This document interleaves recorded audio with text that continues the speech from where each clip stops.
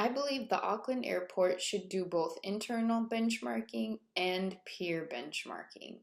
I believe that they'll find value in both of these different types of benchmarking because internal benchmarking will give them a good idea of how much progress they are making from where they started, while peer benchmarking will help them track how they're doing compared to other similar airports. As far as the three primary phases for the new departure lounge, the three phases that I noted were dealing with capacity challenges. It makes sense that that would be the first phase when developing their new departure lounge because they have to make sure they have the capacity to handle any growth that they plan for the future.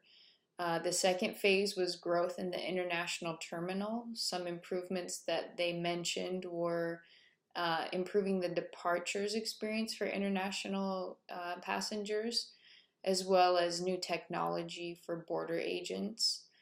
And then finally, they discussed broadening of retail mix, so offering higher quality brands at the airport and just a better overall retail experience there in the airport. When it comes to service quality, from watching the video, it doesn't seem to me like there were any real gaps in the service quality being offered at the Auckland airport. They discussed several different initiatives that they have in order to market themselves as a high quality airport. First of all, they discussed the food quality being served, as well as the products being sold. And they also discussed their plan for engaging with customers and making sure that that quality experience starts before the customers even arrive at the airport.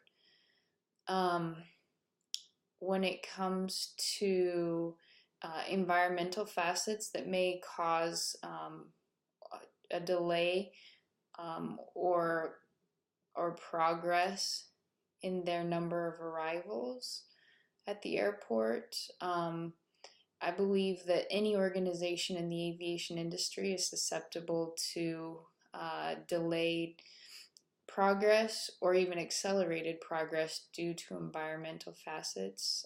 For example, if Auckland were to experience unusual climate conditions, it could potentially deter tourism and therefore stagnate arrivals there in Auckland. As far as how the first mover advantages could be a key to successful market share dominance for the Auckland airport, I believe that if the Auckland airport were to have the first mover advantage over other airports, it would be a great benefit for their overall success. First of all, they would have the advantage if they're the first airport among their competitors to undergo such a major structural improvement. That would definitely set them apart from the rest. And this would cause their competitors to have to look for other ways of meeting the customer's needs, similar to what the Auckland airport is doing. They would really be setting the bar, and it would take their competitors time to catch up. And at that point, the Auckland airport may have already won over a lot of customers' loyalty. Also, having the first mover advantage would be a huge benefit when it comes to new entry. They would have the advantage in gaining traffic in routes that competitors would simply miss out on because they didn't enter the market soon enough. It would also offer an advantage when it comes to customer power because they would be setting themselves apart from the competition, and again, they would have that advantage of gaining customer loyalty before others had the opportunity to do so. Also, when it comes to suppliers, they have the potential to get better deals from suppliers before there's more competition in the market, which would spike